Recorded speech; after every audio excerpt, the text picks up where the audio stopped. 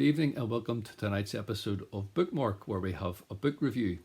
I have been varying it up in recent times. One week I've probably looked at theology or faith or the Bible, and other weeks I have looked at literature from all different sorts of walks of life, just to have a bit of variety. Tonight I'm reverting back to looking at a book on faith, indeed the Bible.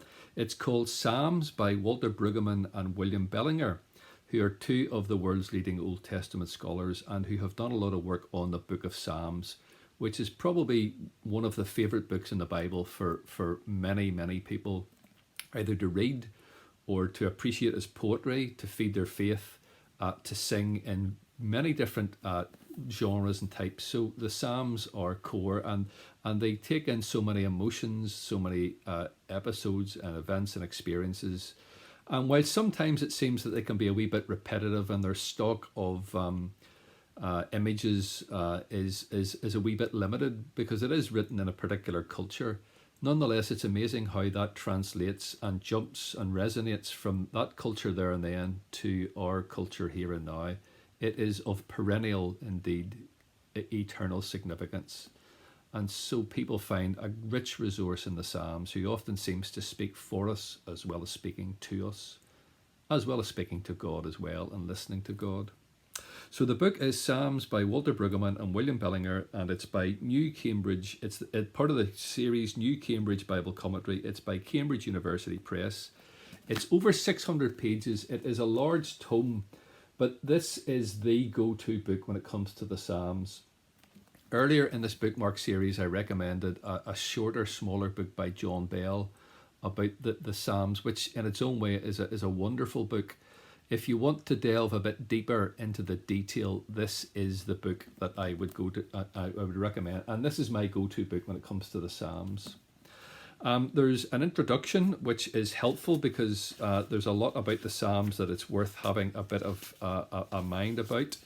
And the introduction speaks in terms of matters of organisation, how the Psalms have been put together. And the group of editors who put together the Psalms, the individual Psalms, have collated them, and your Bibles will show this, into books 1 to 5. So that's Psalms 1 to 41, book 1.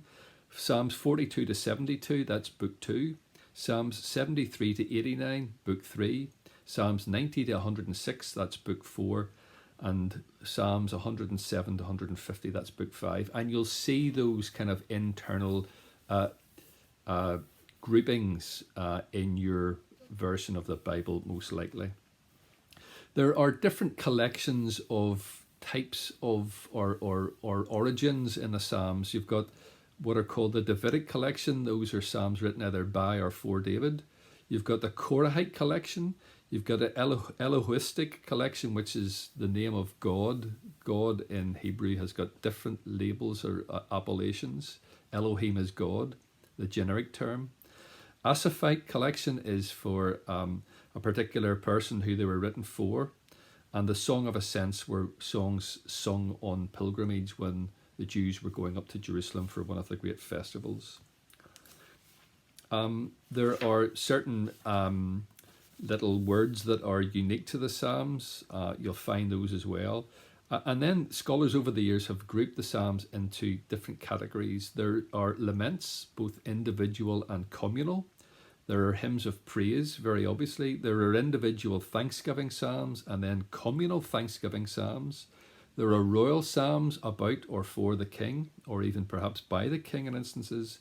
And there are wisdom psalms as well, which talk about the wisdom and knowledge inherent in believing in God and following God.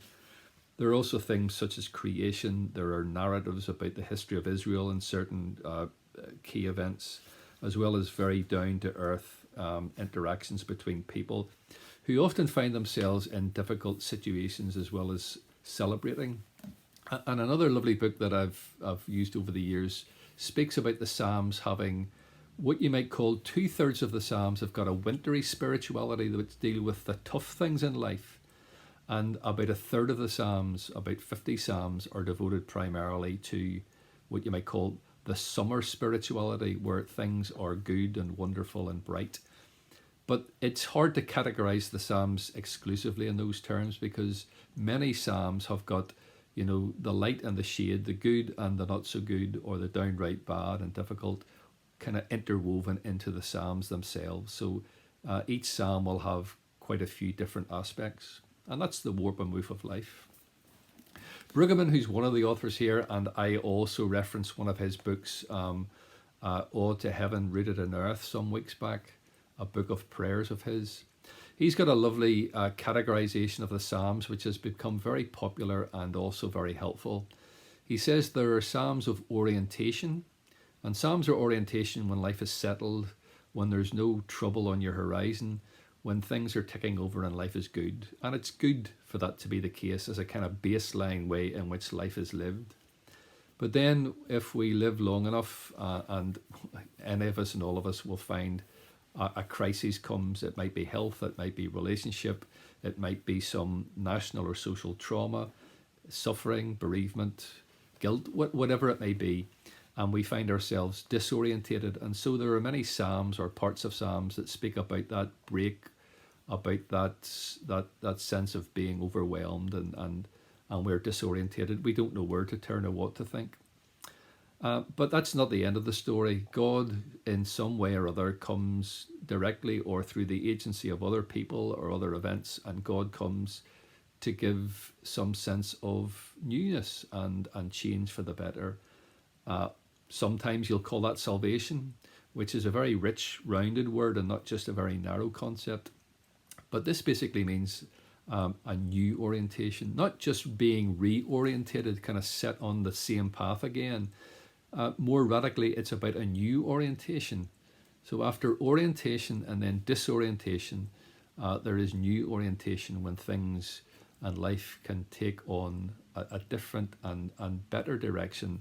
And without justifying the evil or the bad that has happened in your life, in many ways we are troubled at the time, but in reflection and looking back in retrospect, we can be enriched by the crises that we encounter and hopefully can overcome with God's help and grace. I'll just say a little bit more about the book because it really is one, if you can get, it's bound to be a bit more expensive than many's a book. But if you ever want to get serious about the Psalms, this is the book, and I cannot recommend it highly enough. I'm not going to say that every other book in the Psalms is not worth getting, but this is the one that brings it all together so well.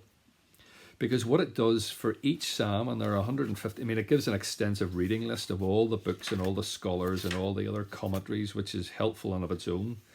And it talks about how Hebrew uses poetic devices, parallelism. It repeats the same idea twice.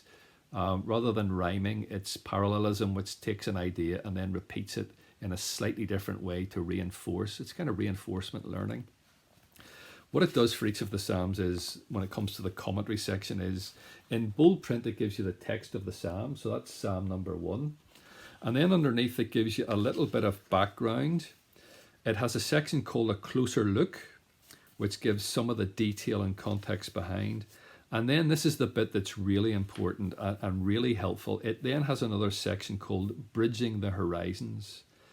And in Psalm number 1, it calls Bridging the Horizons the way of righteousness, because Psalm number 1 is about the two paths or two ways that people can journey through life. The way of faith and righteousness and goodness, the way that follows God and God's Torah, or the way that turns away from God and finds itself lost and wayward. And the metaphor there is about being like a tree planted by a river, refreshed, renewed, healthy, or being something that dries up and then it kind of is just blown away by the wind. It dries up, it desiccates, it loses its vitality. Bridging the Horizons is a really good way to say that the context of the text there and then in the past, in Hebrew times, the Old Testament times, that has a horizon, a kind of view and viewpoint of life there and then. But it isn't just relevant to the people there and then. It points forward by God's providence to any and every context yet to come into the future. And so when you bridge the horizons, you take the view or the viewpoint there and then in the past, and then you connect to a new setting, our setting, for instance, today, here and now.